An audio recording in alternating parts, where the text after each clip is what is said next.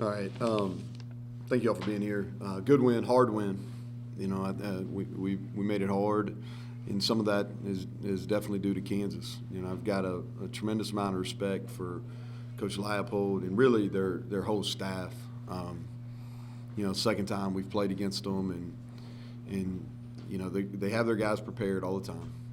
They do a really good job of putting you in both sides of the ball in difficult situations, and their kids always play hard, and they're motivated. And I think it's a credit to that staff in general that they played their best football at the end of the year. You know, the last 3 games.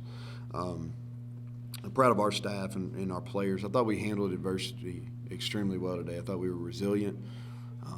And I think it says a lot about them, not just as a football team, but as people. And at the end of the day, that's what we're trying to develop is people. And resiliency is a life skill. And really proud of them. I think if you think about the keys to the game is turnovers, you know, both sides. We were able to take advantage of ours, and I thought we did a really good job of when we had turnovers, we responded with positive drives the next time we had the ball for touchdowns. I thought 4th downs were huge today if you look at it. You know, we were 3 for 3 and they were 1 of 4.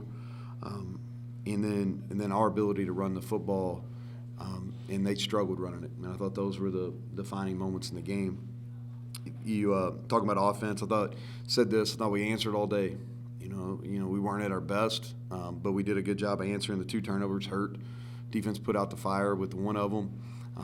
And the pick 6, they made a good play. You know, Jared didn't see them. They made a good play.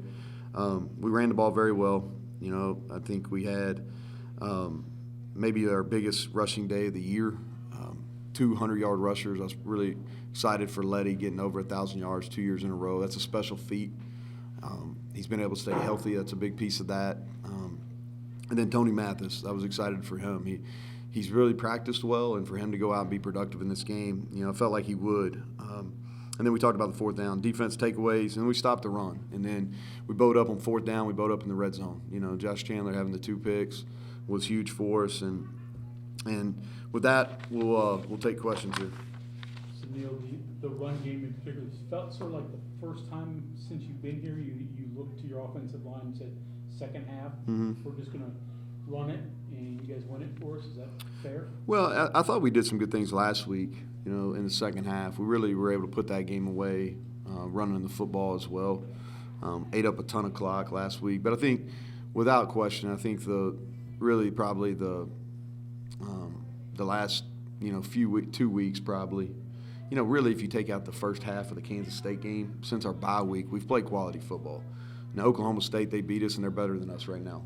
You know, and I hope that's not the case for much longer, but they are right now. And I don't know what the score of that game is, but they're playing elite-level defense. But the first half, Kansas State, we struggled up front. But since the bye week, we've played better. And the last 2 weeks is the best as a collection that we've played in the 3 years here. And I think it's a credit to Coach Moore, but I also think it's a credit to having 5 guys play a lot, you know, and they're starting to take on the mentality of our leader up front, which is Zach Frazier.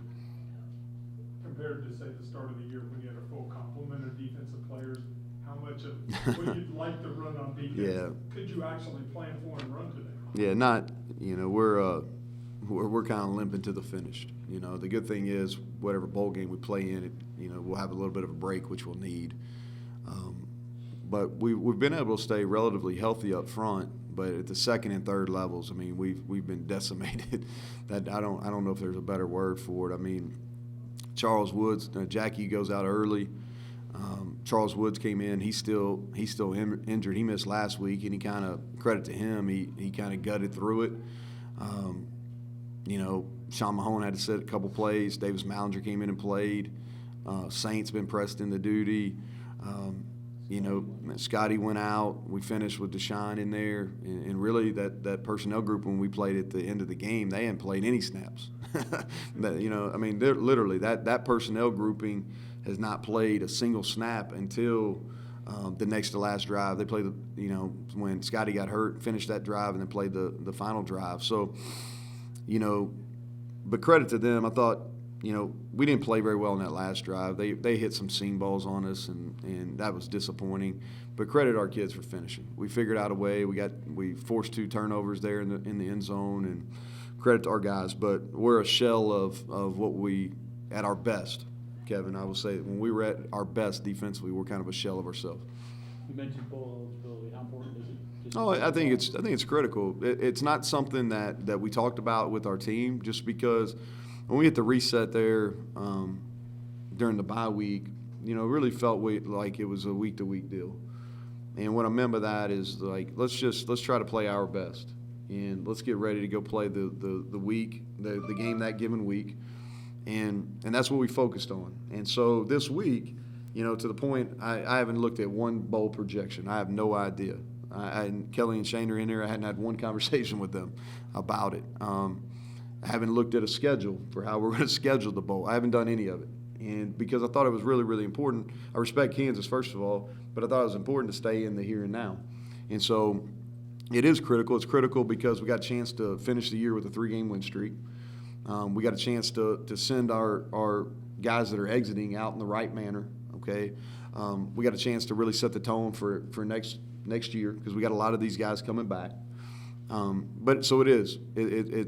It's an important mark, and our guys in that locker room are excited for it.